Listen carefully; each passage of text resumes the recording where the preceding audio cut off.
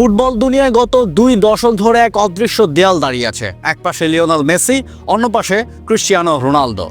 আমরা জানতাম তাদের লড়াইটা শুধু মাঠের, কিন্তু সম্প্রতি রোনালদোর একটি চিত্রে বেরিয়ে এলো এমন এক তথ্য যা ফুটবল বিশ্বকে স্তম্ভ করে দিয়েছে। রোনালদো স্বীকার করেছেন তিনি মনে প্রাণে চেয়েছিলেন মেসি যেন বিশ্বকাপ না জেতেন। হ্যাঁ, 2014 সালের সেই অভিশপ্ত ফাইনালের রাতে পর্তুগিজ যুবরাজ ওপরওয়ালার কাছে প্রার্থনা করেছিলেন মেসির পরাজয়ের জন্য।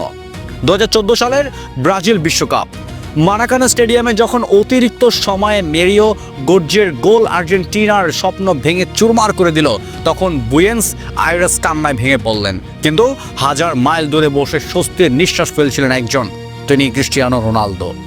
প্রামাণ্যচিত্রে রোনালদো অকপটে বলেছেন, ফাইনালের শেষ বাঁশি বাজার পর আমি স্বস্তি অনুভব করেছিলাম।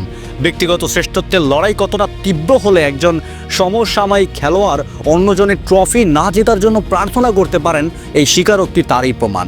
এটি কি কেবল পেশাদার প্রতিদ্বন্দ্বিতা, নাকি চির প্রতিদ্বন্দ্বীর কাছে পিছিয়ে পড়ার এক অজানা আতঙ্ক? সময় বড়ই নিষ্ঠুর। 2014 সালে যে প্রার্থনা রোনালদোকে স্বস্তি দিয়েছিল, 2022 সালের কাতার বিশ্বকাপে সেটি তার জন্য হয়ে দাঁড়ালো এক দুঃস্বপ্ন। লুসাইল স্টেডিয়ামে যখন ফ্রান্সকে হারিয়ে মেসি বিশ্বজয়ের মুকুট পরলেন, তখন ইতিহাসের সব বিতর্কের যেন অবসান ঘটল। রোনালদো যা চাননি, প্রকৃতি যেন ঠিক সেটি মেসির হাতে তুলে দিল। 8 বছর আগের সেই গোপন প্রার্থনা ধুলোয় মিশিয়ে দিয়ে মেসি হলেন সর্বকালের সেরা বা গড। কিন্তু গল্পের ট্র্যাজেডি এখানেই শেষ নয়। সম্প্রতি ফুটবল পাড়ায় সবথেকে বড় গুঞ্জনটি ছিল, মেসি ও রোনালদো কি তবে এক দলে খেলবেন? ইন্টার মায়ামির মালিক ডেভিড বেকহ্যাম যখন মেসিকে দলে ভেড়ালেন, তখন জোরেশোরে আলোচনা শুরু হয় রোনালদোকে মায়ামিতে আনার।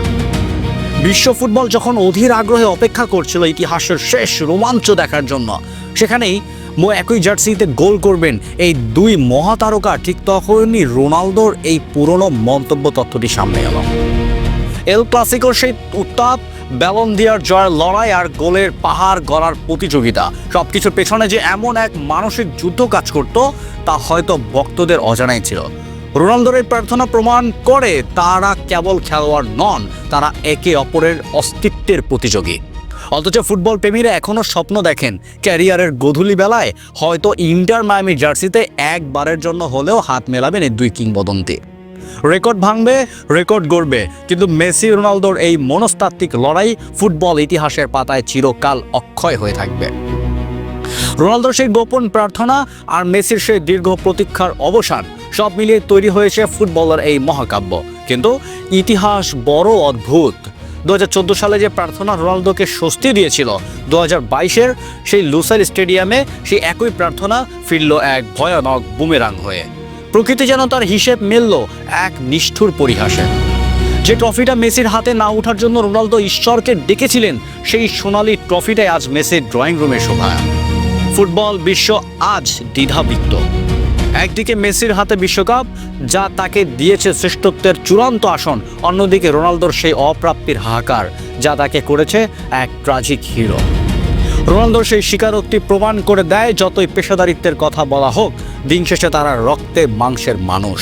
আর সেই মানুষের মনেও কাজ করে হিংসা, ভয় আর সিংহাসন হারানোর আতঙ্ক। তবে গল্পের সবচেয়ে বড় চমকটা এখনো বাকি। যখন গুঞ্জন ওঠে ইন্টার মায়ামির গোলাপি জার্সিতে এই দুই চির প্রতিদ্বন্দ্বী এক হবেন, তখন ফুটবল বিশ্ব যেন নিঃশ্বাস নিতে ভুলে যায়। ভাবুন তো একবার, মেসির সেই জাদুকরী পাস আর রোনালদোর সেই বুলেট গতির ফিনিশিং একই সাথে একই দলে, এটা কি কেবলই কল্পনা, নাকি ফুটবল দেবতা নিজের হাতে লিখে রেখেছেন ইতিহাসের সবচেয়ে বড় ক্লাইম্যাক্স?